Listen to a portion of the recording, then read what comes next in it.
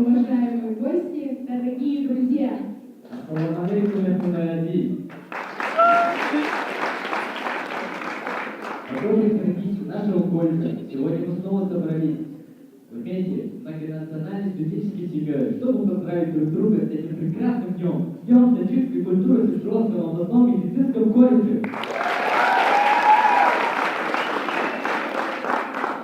Начать наш праздник стихотворением известного персидского поэта, писателя, ученого Абу Абдуллахи Рудаки.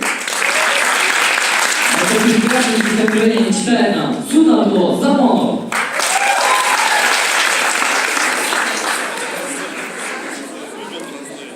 Ассаламу алейкум, мехманони азиз.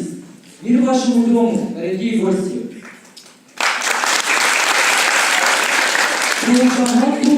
Асари Адам Фарос, кас набуд аз роҳи дониш бениёз, мардумони биград андар замон, роҳи донишро бо ҳар гуна забон.